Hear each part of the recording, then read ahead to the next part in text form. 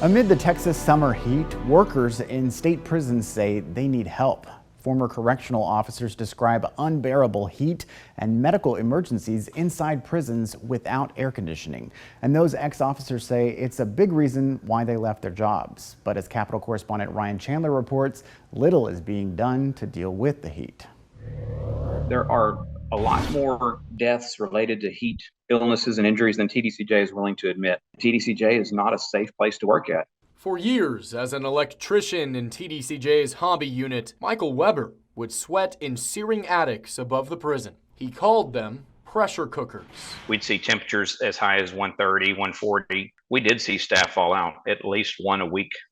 The staff members going down from heat. As of mid-June, TDCJ reported 9 employees needed medical attention for heat-related injuries. In 2021, TDCJ reported an officer turnover rate of over 40%. Last year, the department had more than 8,000 open positions for officers. And the heat is one of those working conditions that it's causing people to quit. The department told lawmakers this year staffing is their most significant issue. Despite that, TDCJ did not ask the legislature for any money to install air conditioning. The people who are making these decisions and not putting this money in the budget, they're sitting in air conditioning offices. These officers are putting their life on the line every day. It's the toughest job out there. I did it for 28 years. It's one of the toughest jobs there is. And we need to respect that. An issue not just about human resources, but human dignity. We want to be humane and treat our state employees as if they are valued members of our society, or do we want to treat them like disposable widgets that we can throw away and get another one? And that's the route that we've chosen to take as a state. Ryan Chandler, State of Texas. Court challenges led one southern state to add air conditioning to its prison system. Last year, the Mississippi Department of Corrections began working to make sure every state prison had AC units by this summer. The move comes after multiple courts there ruled incarceration in extremely hot or cold temperatures is unconstitutional. State officials say the air conditioning units cost the department $600,000. The money came from the Federal American Rescue Plan and from Mississippi's Inmate Welfare Fund. The lead attorney for suspended Attorney General Ken Paxton says his client will not testify in his upcoming impeachment trial in the Texas Senate. Paxton defense attorney Tony Busby made the announcement Monday. Rules for the trial adopted by the Senate leave the option of forcing Paxton to testify, but Busby made it clear that Paxton would stand his ground. He released a statement Monday saying, in part, "We will not bow to their evil, illegal, and unprecedented weaponization of state power in the Senate chamber." A spokesperson for the chamber has not responded to a request for comment on the defense team's statement. We should note the Senate rules specifically forbid members or staffers from discussing the case. The House voted to impeach Paxton in May. That set the stage for a trial in the Senate, which is scheduled to begin on September 5th.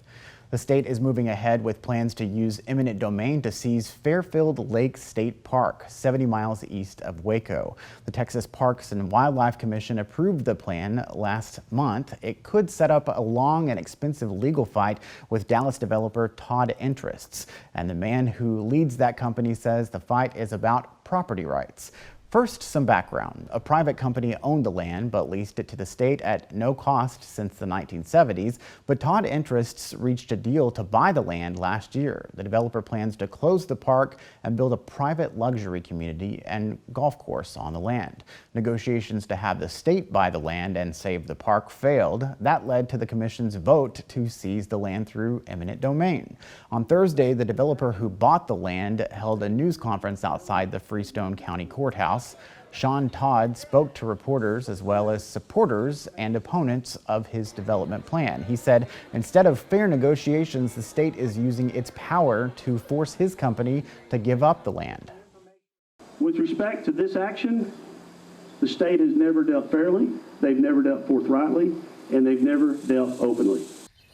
The state has defended the option to use eminent domain to reclaim the land. Supporters say millions of dollars in taxpayer money has been put into the park over the years.